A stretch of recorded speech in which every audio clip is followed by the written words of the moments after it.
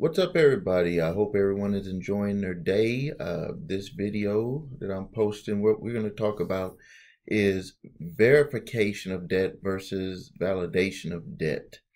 And one of the mistakes that I see a lot of people making when they're trying to work on their credit and they have some debts from debt collectors, one of the things that I see happen a lot and why they get letters returned back to them is when they're actually, when you're sending that verification, you could actually be accidentally just allowing the collection agency to be able to verify the information that they have on file with what they placed on your credit reports, and they would consider that a verification. It's like they just saying the person with that whose credit you put this collection on is asking for a verification, and then they're going to say, well, okay, we looked at our files and we verified that this is their name, this is the social security number that we use for it, or the address. And one crazy thing about it is that they don't have to match every single item to get it on your reports. There's been items where we've got where the father and son had the same name, and it was just had either junior or senior, and their reports were merged together, where one of them had a collection, it didn't even belong to the other one, and it was merged on top of there.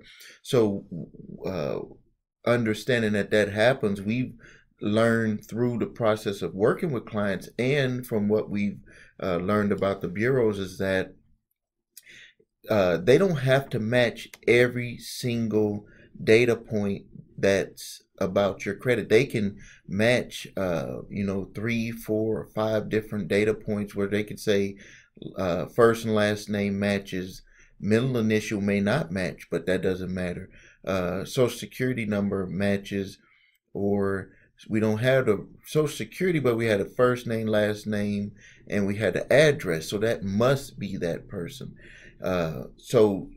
Or it could be some other data points that we don't even know about that allows inaccurate information to show up on your credit report. So that's why it's very important to always control the data, control the information that's out there about you, and you need to know what's on your credit reports. You need to control every aspect of it. If you need to clean up the addresses on there, if you need to clean up the way your name appears on there, you don't want your name to appear on each report different. You want it to be the same, because that can actually drop your score when you do that. You don't want to have even with the same report, you don't want to have your name listed different, where maybe your name is spelled, it's hard for people to spell your name, or like mine, Stephen, and someone may accidentally put PH instead of V in there.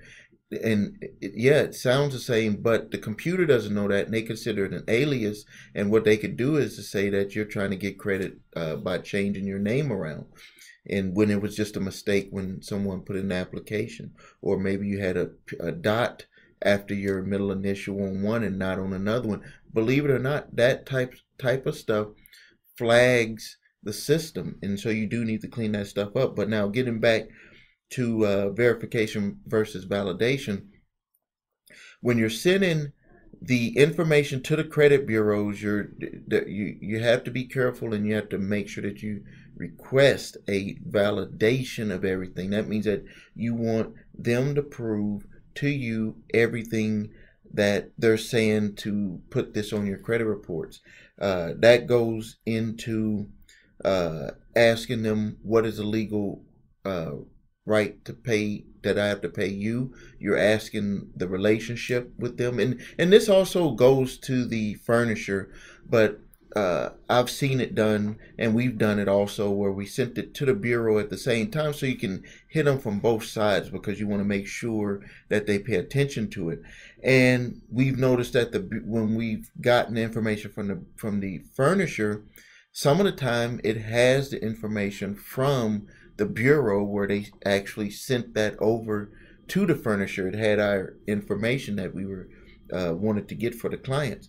And so you want to make sure that you know in a validation, debt validation, the relationship between the original creditor and the debt collector, relationship that they are trying to establish with you. That's why when you call them on the phone, they'll say this is an attempt to collect the debt from a debt collector. It's because they're actually letting you know the relationship that they believe they have with you. And that's why they always, have you noticed that when they answer the phone, they always try to push it towards, you're going to pay this debt. How are you going to do this? How are you going to pay it? That's because they don't want to give any open door that you have any rights to validate the debt. So that's why you have to be very careful when talking to them. And we tell our clients, don't even do it over the phone unless it's 100% necessary. But so you're going to validate it, the debt, to the debt collection company. You're going to also go around and do that with each of the bureaus. And you want to know the relationship between them and the original creditor. And it might stated on your credit reports, but if it doesn't, you want to get that. Even if it does state it, you still want to know the relationship. You want to see everything on how they're trying to establish the relationship that you have to pay this debt collector. And then you want them to establish everything that they're claiming, not just a number, not just some statement saying that you owe money. You want them to establish how they believe you owe this amount of money. And it could be with their fees, it could be all the charges, everything. You want them to prove everything. Your signatures, everything. You want that proven. Because if you do a verification to them, they're going to just do what's called a database verification, if they even send it to the debt collector. So you have to be careful, or they're going to just send the paperwork back to you and they're going to say verified. So whenever you get something back in the mail, when you've tried to dispute it, you did a verification of it, that's basically what you had did.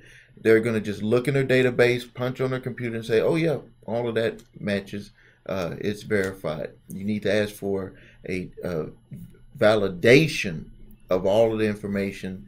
So, and that's information that they're even not showing, and you want all of that stuff sent to you so you can see where you're, how you're going to have to move forward with this debt collector. And like I always say, be ahead of the game on this. Don't let it come back to you later where you end up having to do all of this stuff because they got you in court. When they send you that 30-day letter, they're going to send that, and that's going to be before it even gets over to your credit reports. You can stop a lot of this by doing a proper validation of the debt, and when you do it the proper way and you ask the right questions and you insert the Fair Debt Collection Act laws inside of when you're making that validation, 9 times out of 10 they're going to leave you alone, because they're going to be like, this is an educated person about debt, and that we knowing how we buy these debts, there's going to potentially be a problem, and let's move on to someone else that's not paying attention in that's collected from them. This video is very short, but I wanted to answer that because I get a lot of emails and comments about verification versus validation of debt. So if you have any questions, please subscribe to my YouTube channel here. I really appreciate that. Tell friends and family about it. If you need your credit report, there's a link below this video. If you need any help, please reach out to us at thecreditrepairshop.com. And I really appreciate your time, and please have a great day.